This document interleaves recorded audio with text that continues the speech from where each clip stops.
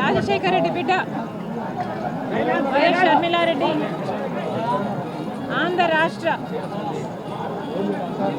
Congress committee అధ్యక్షురాలుగా బాధ్యతలు స్వీకరించిన సందర్భంగా ఈరోజు రాజశేఖర రెడ్డి గారి ఘాటు వద్ద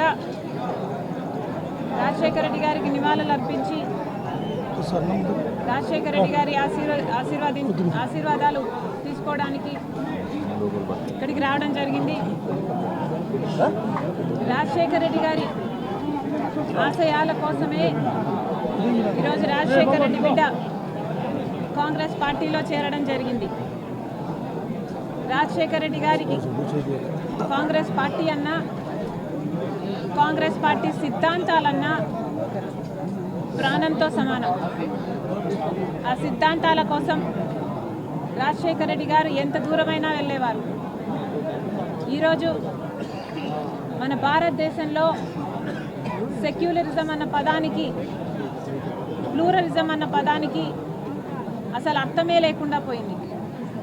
రాజ్యాంగానికి గౌరవం లేకుండా పోయింది. ఇవన్నీ మళ్ళీ నెలకొనాలి. కాంగ్రెస్ పార్టీ సిద్ధాంతాలు నిలబడాలి.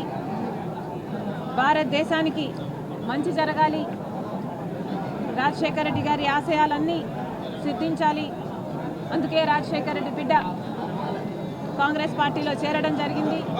ఆ సిద్ధాంతాల కోసం ఆఖరి వరకు నిలబడతానని రాజశేఖర రెడ్డి గారి కోరుకున్నట్టుగా రాహుల్ గాంధీ గారిని ప్రధానమంత్రిని చేసేంత వరకు నా పోరాటమే కాదు, ఇక్కడ ఏ ఒక్కరి పోరాటం కూడా ఆగదని మరొకసారి ఈ సందర్భంగా మీ అందరికీ సంతోషంగా తెలియజేస్తున్నాను.